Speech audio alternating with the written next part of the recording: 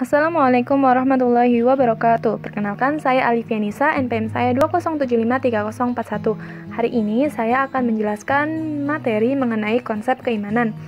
Saya akan menjelaskan mengenai pengertian keimanan, ciri-ciri keimanan, pembatal keimanan, dan hal-hal yang merusak keimanan. Langsung saja, yang pertama yaitu pengertian keimanan. Pengertian keimanan dibagi menjadi dua. Yang pertama yaitu iman secara etimologi.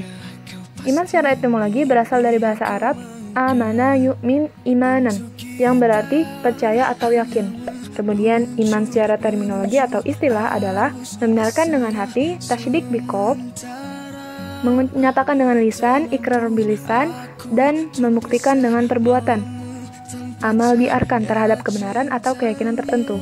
Selanjutnya yaitu ciri-ciri keimanan. Ciri-ciri keimanan yang pertama ialah takut pada Allah Subhanahu wa Ta'ala. Ciri yang utama pada seorang yang beriman ialah ia takut pada Allah Subhanahu wa Ta'ala. Ia tidak akan berani melanggar apapun larangan Allah dan akan selalu menaati setiap perintah Allah Subhanahu wa Ta'ala.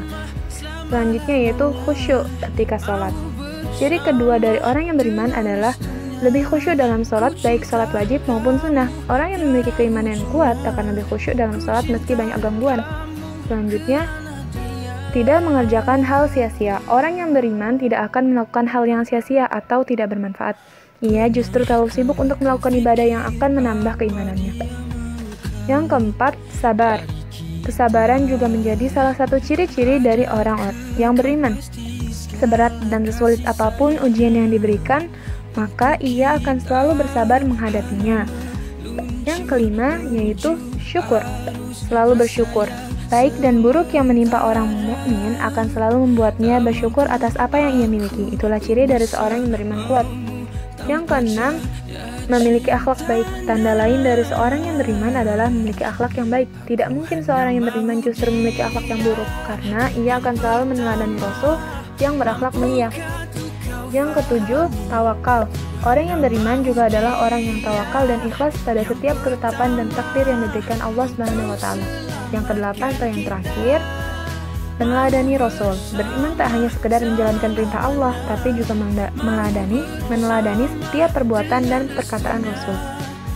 Selanjutnya yaitu pembatal keimanan. Pembatal keimanan yang pertama ialah mempersekutu Allah atau syirik. Pembatal keimanan kedua, meyakini bahwa ada kekuatan lain selain kekuatan Allah Subhanahu wa Ta'ala, berdoa kepadanya, meminta pertolongan, bahkan bertawakal atau berserah diri kepada perantara tersebut. Yang ketiga, melakukan sihir, diantaranya termasuk mengaplikasikan ilmu guna-guna yang menjadikan seorang suami benci terhadap istrinya, atau yang menjadikan seseorang mencintai orang lain atau sesuatu yang dibencinya dengan cara yang zalim. Yang ketiga ialah memperolok-olokkan sebagian dari ajaran yang dibawa oleh Rasulullah SAW, atau memperolok-olok pahala maupun siksaan yang telah ditetapkan di dalam Al-Quran serta yang dinyatakan oleh Rasulullah SAW. Yang kelima, tidak menganggap bahwa orang-orang musyrik itu kafir atau ragu-ragu atas kekafiran mereka, atau membenarkan konsep mereka. Orang yang demikian ini adalah kafir. Yang keenam, menyadari bahwa sebagian manusia dibenarkan untuk meninggalkan syariat Nabi Muhammad SAW. Yang ketujuh, membenci sesuatu yang telah diterapkan oleh Rasulullah SAW. Dan yang kedelapan, berpaling dari agama Allah Subhanahu wa Ta'ala tanpa mempelajari dan tanpa melaksanakan ajarannya.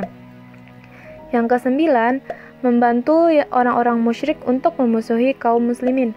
Dan yang kesepuluh, meyakini bahwa ajaran selain ajaran Nabi Muhammad SAW lebih sempurna, atau meyakini bahwa hukum selain dari yang telah dijelaskan oleh baginda SAW lebih baik, seperti mereka yang mengutamakan aturan-aturan tauhid, aturan-aturan manusia yang melampaui batas serta menyimpang dari hukum Allah, dan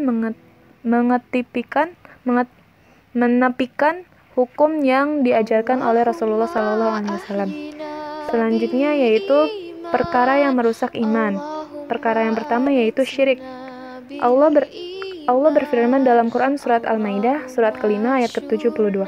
Sesungguhnya telah kafirlah orang-orang yang berkata, sesungguhnya Allah ialah Al-Masih putra Maryam. Padahal Al-Masih sendiri berkata, hai Bani Israel, sembahlah Allah Tuhanku dan Tuhanmu. Sesungguhnya orang yang mempersekutukan sesuatu dengan Allah, maka pasti Allah mengharamkan kepadanya surga, dan tepatnya ialah neraka. Tidaklah ada bagi orang-orang zalim itu seseorang penolong apapun. Kemudian yang kedua yaitu membunuh jiwa manusia. Allah berfirman dalam Quran surat An-Nisa surat keempat ayat 93. Dan barang siapa yang membunuh seorang mukmin dengan sengaja, maka balasannya ialah jahanam. Kekal ia di dalamnya dan Allah murka kepadanya dan mengutukinya serta menyediakan azab yang besar baginya. Selanjutnya yaitu memakan harta anak yatim secara zalim. Allah berfirman dalam Quran surat An-Nisa surat keempat ayat ke-10. Sesungguhnya orang-orang yang memakan harta anak yatim secara zalim, sebenarnya mereka itulah menelan api sepenuh perutnya, dan mereka akan masuk ke dalam api yang menyala-nyala, yaitu neraka. Demikian penjelasan dari saya, kurang lebihnya mohon maaf.